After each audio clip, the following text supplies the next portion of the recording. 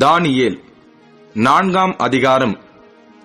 ராஜாவாகிய நேபுகாத் நேச்சார் பூமி எங்கும் குடியிருக்கிற சகல ஜனத்தாருக்கும் ஜாதியாருக்கும் பாஷைக்காரருக்கும் எழுதுகிறது என்னவென்றால், உங்களுக்கு சமாதானம் பெருகக் கடவது.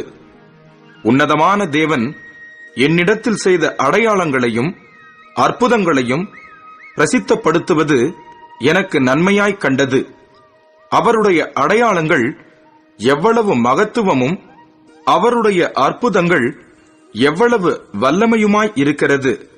அவருடைய ராஜ்யம் நித்திய ராஜ்யம், அவருடைய ஆளுகை தலைமுறை தலைமுறையாக நிற்கும்.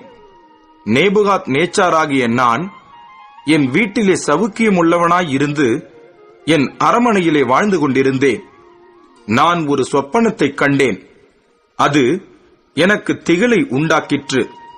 என் படுக்கையின் மேல் எனக்குள் உண்டான நினைவுகளும் என் தலையில் தோன்றின தரிசனங்களும் என்னை கலங்க பண்ணிற்று. ஆகையால் சொப்பனத்தின் அர்த்தத்தை எனக்கு தெரிவிக்கிறதற்காக பாபிலோன் ஞானிகளையெல்லாம் என்னிடத்தில் கொண்டு வரும்படி கட்டளையிட்டேன். அப்பொழுது சாஸ்திரிகளும் ஜோசியரும் கல்தேயரும் குறி சொல்லுகிறவர்களும் என்னிடத்திலே வந்தார்கள். சொப்பனத்தை நான் அவர்களுக்குச் சொன்னேன். ஆனாலும் அதன் அர்த்தத்தை எனக்கு தெரிவிக்க மாட்டாமற் போனார்கள். கடைசியிலே என் தேவனுடைய நாமத்தின்படியே பெல்தெஷாத்சார் என்னும் பெயரிடப்பட்டு பரிசுத்த தேவர்களின் ஆவியையுடைய தானியேல் என்னிடத்தில் கொண்டு வரப்பட்டான். அவனிடத்தில் நான் சொப்பனத்தை விவரித்துச் சொன்னதாவது, சாஸ்திரிகளின் அதிபதியாகிய பெல்தெஷாத்சாரே, பரிசுத்த தேவர்களுடைய ஆவி உனக்குள் இருக்கிறதென்றும் எந்த மறைபொருளையும் அறிவது உனக்கு அரிதல்லவென்றும் நான் அறிவேன். நான் கண்ட என் சொப்பனத்தின் தரிசனங்களையும் அதன் அர்த்தத்தையும் சொல்லு. நான் படுத்திருந்த போது என் தலையில் தோன்றின தரிசனங்கள் என்னவென்றால், இதோ தேசத்தின் மத்தியிலே மிகவும் உயரமான ஒரு விருட்சத்தை கண்டேன். அந்த விருட்சம் வளர்ந்து பலத்து தேசத்தின் எல்லை பரியந்தமும் காணப்படத்தக்கதாக அதன் உயரம் வான பரியந்தம் எட்டினது. அதன் இலைகள் நேர்த்தியும் அதன் கனி மிகுதியுமாய் இருந்தது. எல்லா ஜீவனுக்கும் அதில் ஆகாரம் உண்டாயிருந்தது. அதன் கீழே வெளியின் மிருகங்கள் நிழலுக்கு ஒதுங்கினது. அதன் கொப்புகளில் ஆகாயத்து பட்சிகள் தாபரித்து சகல பிராணிகளும் அதனால் போஷிக்கப்பட்டது. நான் படுத்திருக்கையில் என் தலையில் தோன்றின தரிசனங்களை காணும்போது காவலாளனாகிய பரிசுத்தவான் ஒருவன் வானத்திலிருந்து இறங்கக் கண்டேன். அவன் உரத்த சத்தமிட்டு, இந்த விருட்சத்தை வெட்டி இதன் கொப்புகளை தரித்து போடுங்கள், இதன் இலைகளை உதிர்த்து இதன் கனிகளை சிதறடியுங்கள். இதன் கீழுள்ள மிருகங்களும் இதன் கொப்புகளிலுள்ள பட்சிகளும் போய்விடட்டும். ஆனாலும் இதன் வேர்களாகிய அடிமரம் பூமியில் இருக்கட்டும். இரும்பும் வெண்கலமுமான விலங்கு இடப்பட்டு வெளியின் பசும்புல்லிலே தங்கி ஆகாயத்து பனியிலே நனைவதாக. மிருகங்களோடே பூமியின் பூண்டிலே அவனுக்கு பங்கு இருக்க கடவது. அவனுடைய இருதயம் மனுஷ இருதயமாய் இராமல் மாறும்படி மிருக இருதயம் அவனுக்கு கொடுக்கப்பட கடவது. இப்படி இருக்கிற அவன் மேல் 7 காலங்கள் கடந்து போக வேண்டும். உன்னதமானவர் மனுஷருடைய ராஜ்யத்தில் ஆளுகை செய்து தமக்கு சித்தமானவனுக்கு அதை கொடுத்து, மனுஷரில் தாழ்ந்தவனையும் அதன் மேல் அதிகாரியாக்குகிறார் என்று நரஜீவன்கள் அறியும்படிக்கு காவலாளரின் தீர்ப்பினால் இந்த காரியமும் பரிசுத்தவான்களின் மொழியினால் இந்த விசாரணையும் தீர்மானிக்கப்பட்டது என்றான். நேபுகாத் நேச்சார் என்னும் ராஜாவாகிய நான் கண்ட சொப்பனம் இதுவே. இப்போது பெல்தெஷாத்சாரே, நீ இதன் அர்த்தத்தை சொல்லு. என் ராஜ்யத்திலுள்ள ஞானிகள் எல்லாராலும் இதன் அர்த்தத்தை எனக்கு தெரிவிக்க கூடாமற் போயிற்று. நீயோ இதை தெரிவிக்கத்தக்கவன். பரிசுத்த தேவர்களுடைய ஆவி உனக்குள் இருக்கிறதே என்றான். அப்பொழுது பெல்தெஷாத்சார் என்னும் பெயருள்ள தானியேல் ஒரு நாழிகை மட்டும் திகைத்து சிந்தித்து கலங்கினான். ராஜா அவனை நோக்கி, பெல்தெஷாத்சாரே, சொப்பனமும் அதன் அர்த்தமும் உன்னை கலங்க பண்ண வேண்டியதில்லை என்றான்.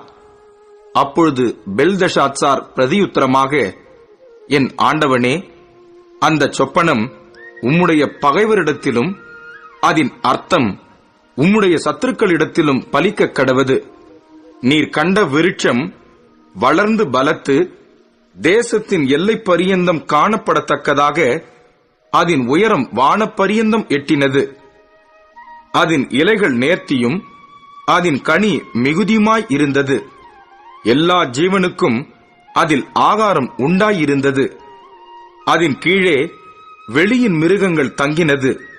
அதன் கொப்புகளில் ஆகாயத்து பட்சிகள் தாபரித்தது.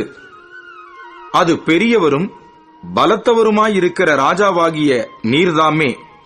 உமது மகத்துவம் பெருகி வான பரியந்தமும் உமது கர்த்தத்துவம் பூமியின் எல்லை பரியந்தமும் எட்டி இருக்கிறது. இந்த விருட்சத்தை வெட்டி இதை அழித்து போடுங்கள். ஆனாலும் இதன் வேர்களாகிய அடிமரம் தரையில் இருக்கட்டும் என்றும், இரும்பும் வெண்கலமுமான விலங்கு இடப்பட்டு வெளியின் பசும்புல்லிலே தங்கி ஆகாயத்து பனியிலே நனைவதாக. 7 காலங்கள் அவன் மேல் கடந்து போகும் மட்டும் மிருகங்களோடே அவனுடைய பங்கு இருக்க கடவதென்றும், வானத்திலிருந்து இறங்கிச் சொன்ன பரிசுத்த காவலாளனை ராஜாவாகிய நீர் கண்டீரே. ராஜாவே, அதன் அர்த்தமும் ராஜாவாகிய என் ஆண்டவன் பேரில் வந்த உன்னதமானவருடைய தீர்மானமும் என்னவென்றால், மனுஷரினின்று நீர் தள்ளிவிடப்படுவீர், வெளியின் மிருகங்களோடே சஞ்சரிப்பீர், மாடுகளைப் போல புல்லை மேய்ந்து ஆகாயத்து பனியிலே நனைவீர். உன்னதமானவர் மனுஷருடைய ராஜ்யத்தில் ஆளுகை செய்து தமக்கு சித்தமாயிருக்கிறவனுக்கு அதை கொடுக்கிறார் என்பதை நீர் அறிந்து கொள்ளும் மட்டும் 7 காலங்கள் உம்முடைய பேரில் கடந்து போக வேண்டும். ஆனாலும் விருட்சத்தின் வேர்களாகிய அடிமரம் தரையில் இருக்கட்டும் என்று சொல்லப்பட்டது என்னவென்றால், நீர் பரம அதிகாரத்தை அறிந்த பின் ராஜ்யம் உமக்கு நிலை நிற்கும். ஆகையால் ராஜாவே, நான் சொல்லும் ஆலோசனையை நீர் அங்கீகரித்துக் கொண்டு நீதியை செய்து உமது பாவங்களையும் சிறுமையானவர்களுக்கு இறங்கி உமது அக்கிரமங்களையும் அகற்றிவிடும். அப்பொழுது உம்முடைய வாழ்வு நீடித்திருக்கலாம் என்றான். இதெல்லாம் ராஜாவாகிய நேபுகாத் நேச்சாரின் மேல் வந்தது.